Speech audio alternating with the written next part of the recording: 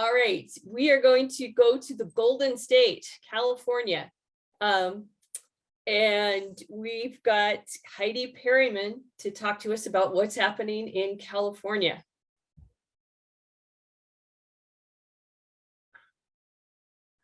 Heidi, you're on mute.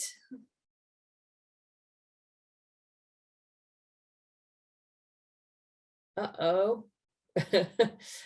She was there earlier this morning. I was there. Yeah, there you are. Am I there? Okay. Yes. Great.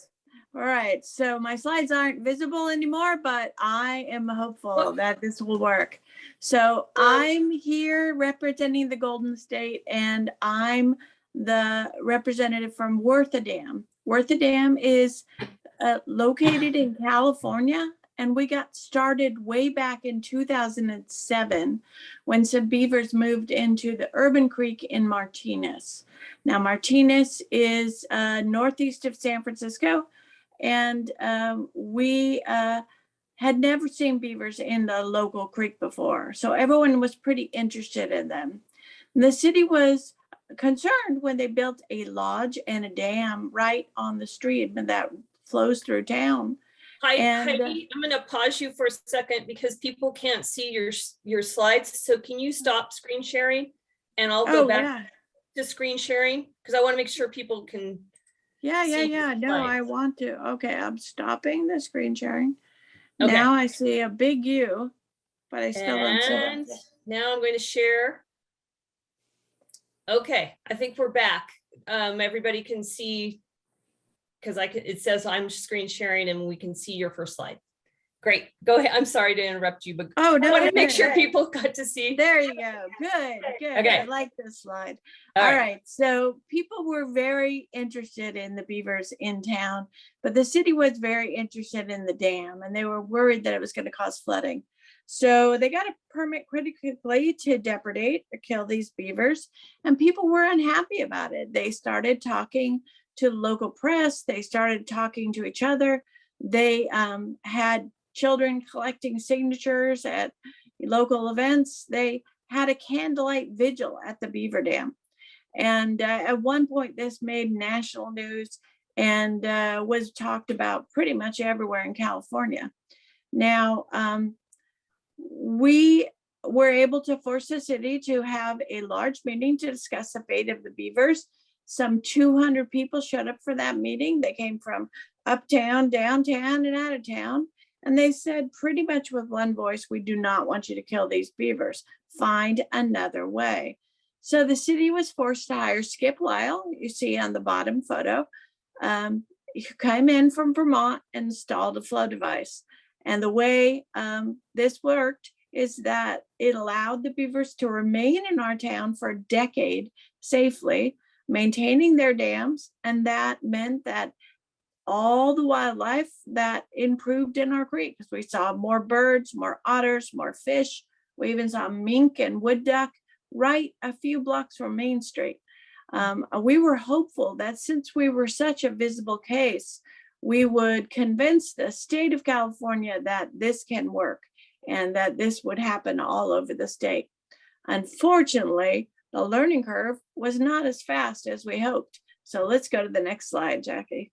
All righty.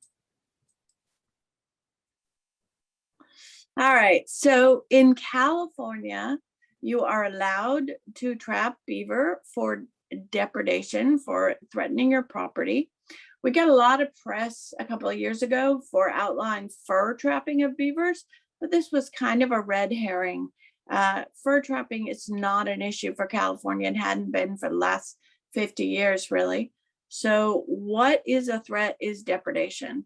And that means that animal's doing something you don't like on your property and you're given permission to kill that animal. These permits are non-public, they're not disclosed, they're not even counted. The number of beavers is not even counted. So we've been using a public records request to get access to these permits for the last decade. And what we've seen is that some 30 counties in California are depredating at a rate of 150 to 200 permits issued every year, good for up to 2,500 beavers. Now, no one even tallies the number of beavers that are trapped. You don't have to report that. So the number one reason these permits are issued is because of damage to landscaping or trees. And this is a very easy problem to solve with a very small bit of education. We are hopeful that it could change. Let's go to the next slide. So California is really a state that should know better. We have a huge problem with water storage that beavers could help us out with. We have a huge problem with flammability, which beavers could help us out with. And this year we were last year, we were very inspired by the New Mexico Beaver Summit that really showed us the way. And we had the first ever California Beaver Summit. That was huge for us. We worked with Sonoma State to put it on and had some really great people. We had an attendance of 1,000 people, and more wanted to come, but we had to kick them out. And we've put the video of that conference online, and it's been viewed more than 1,000 times. So we're really hopeful that we could educate people, because this state has been so backward. We got a lot of enthusiastic response from CDFW, from Forestry Service, from BLM, from NOAA.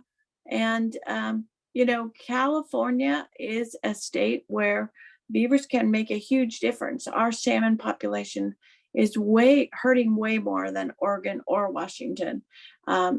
It's not even really much at all.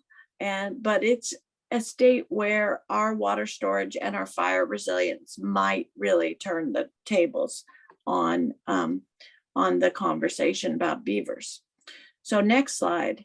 When you think about the problem and the solution, our biggest problem solving outcome has been persistence. You know, we found that solving the beaver problem took about half a day, but solving the human problem, we're still working on it. That's the real one. Takes a long time to convince people to do something different. We know that there are better ways to do this. We know that there are better reasons to do this. So come on, California, let's just do it. Thank you.